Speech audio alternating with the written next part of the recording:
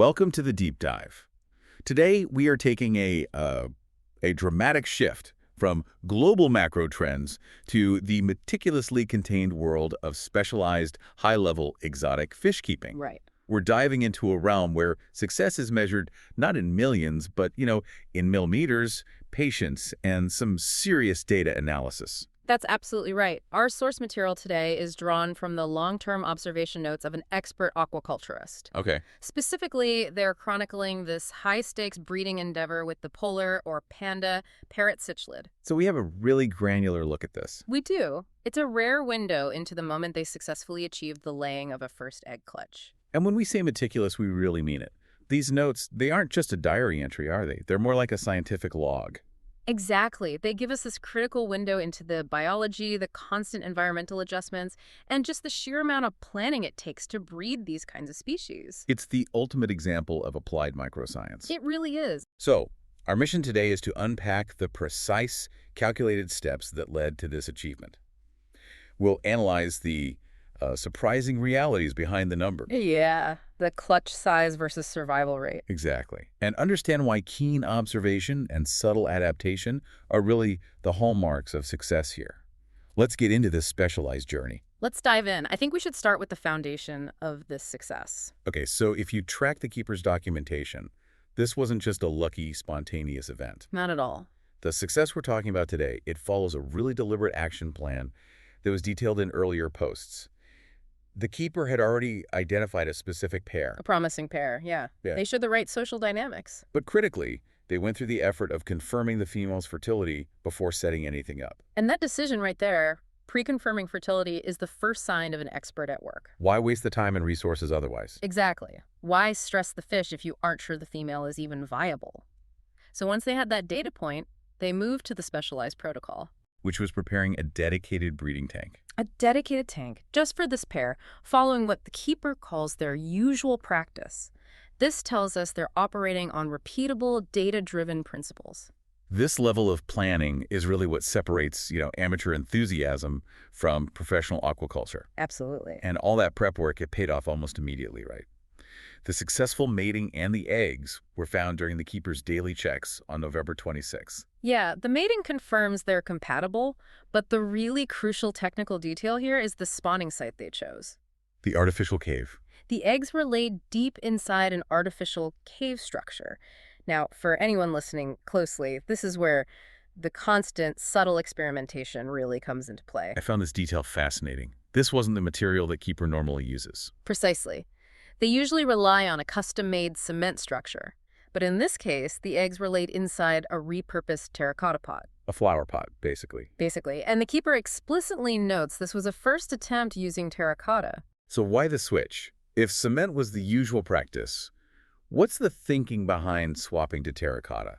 It seems like such a minor change. Well, it signals intellectual flexibility. Terracotta is porous, it offers a slightly different texture, and, crucially, it's really easy to replace and clean. Okay. And for these specific fish, the polar Panda Parrot Cichlid, which is a hybrid species, right, they can have these very subtle environmental needs that influence their comfort. So it's possible the terracotta just offered a microenvironment or a cave entrance that was more appealing to this specific pair. And the success validates that experiment. It does. Even a seemingly simple material change can be the difference between a successful spawn and, well, nothing. That's the lesson right there. The environment isn't static. It has to be constantly tuned. Okay, so let's move from the setup to the discovery and the cold, hard reality of the numbers involved. How big was this clutch? The initial estimate was slightly over 50 eggs. 50 eggs. Yeah. Now, to someone like me, that sounds fantastic. That sounds like a lot. It sounds good, yeah. But I'm guessing that number comes with a big caveat in high-level cichlid breeding. It absolutely does. And this is where the keeper's experience gives us that vital context. When we talk about cichlids in general, a high-performing established pair, they'll typically lay clutches anywhere from 100 to 300 eggs. Wow, okay. So 50 is? 50 on the lower side, definitely considered a lower count. Is that low count because of the genetics? The fact that it's a hybrid? That's the most likely link, yes. The polar Panda Parrot Cichlid is a hybrid, usually from species like the blood parrot cichlid. And hybrids, well, they often show reduced fertility or just lower productivity compared to their purebred ancestors. So getting 50 eggs is a success, but it's a small baseline. every single egg becomes that much more critical. Exactly. And the moment those eggs are laid, the race against mortality starts immediately. So what are the immediate challenges for those 50 tiny lives? The most immediate threat is always fungal infection. The keeper has already spotted a few unfertilized white eggs. And an unfertilized egg is just a target. It's a target for fungus, typically Saprolegna. It can't survive, and it becomes a breeding ground. And if the fungus gets a hold of those few white eggs, I assume it can just spread to the whole clutch. Oh, absolutely, and very, very quickly. Fungus is incredibly contagious in water. So what does the keeper do? They have to act immediately. Standard practice is to manually remove the infected white eggs with tiny tools, or sometimes use a mild chemical dip, like methylene blue. What about the parents? Do they help? A huge role. This is critical. Cichlid parents are highly attentive. They will fan the eggs constantly to maximize oxygenation. Keep the water moving. Right, and they'll physically mouth and remove eggs that have turned white or fuzzy. The keeper's notes actually express optimism that most of the clutch is fertilized, but they know the next 48 hours are critical. Okay, so we have a small but promising clutch, and they're fighting off fungus. What's the timeline here? When do they expect to see some results? It's very quick. The eggs should hatch in the next 2 to 3 days. And then what happens? They'll enter what's called the wiggler stage.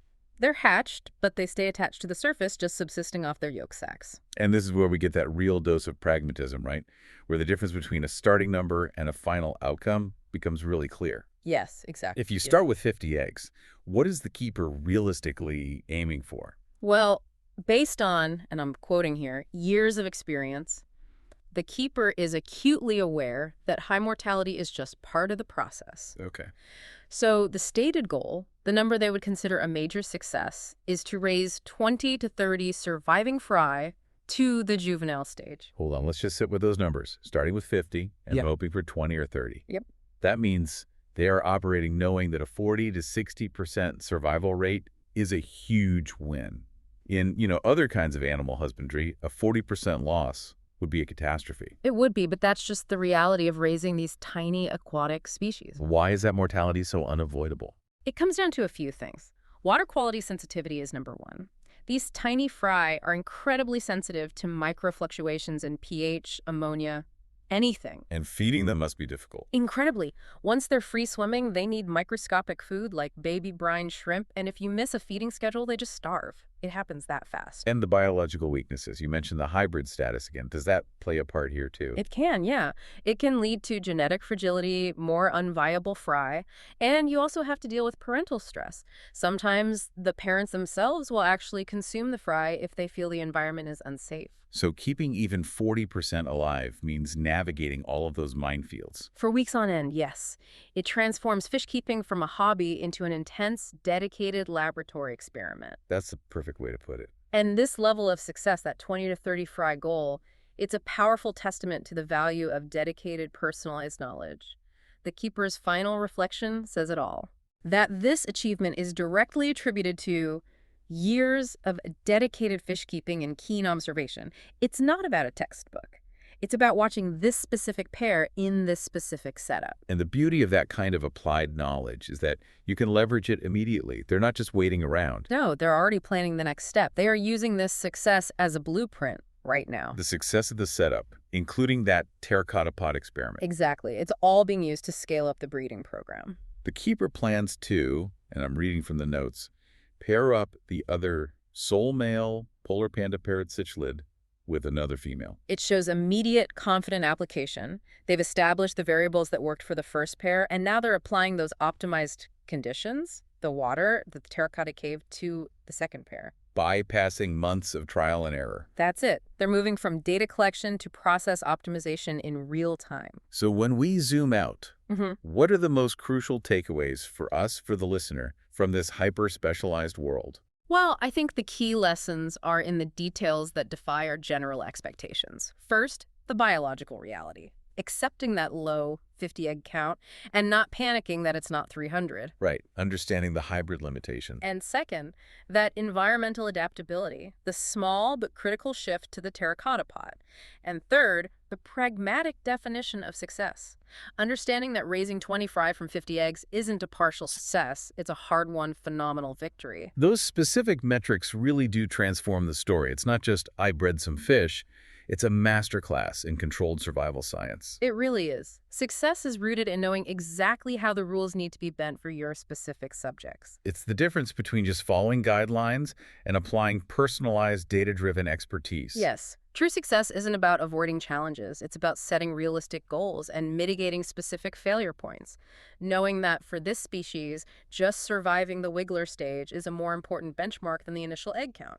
It's a stunning example of patience, dedication, and the intellectual reward of just being meticulous. Absolutely. And, the source material makes it clear that the biggest challenge is rarely the egg laying itself. It's what comes after. It's the intense, sustained process of shepherding those tiny, fragile fry through their early life. So here's a thought for you to consider. Okay. If a 40 to 60% survival rate is a huge success for an experienced breeder, what complex environmental, genetic, or even behavioral factors must be at play that make raising tiny aquatic life so inherently challenging? That makes you think about the fragility of early life everywhere. And the immense power of sustained, meticulous attention to detail. Something for you to consider as you apply knowledge in your own endeavors, whatever the scale might be. A truly fascinating deep dive into a world most of us never get to see. Thank you for guiding us through the meticulous world of the Panda Parrot Cichlid. My pleasure. We'll catch you on the next deep dive.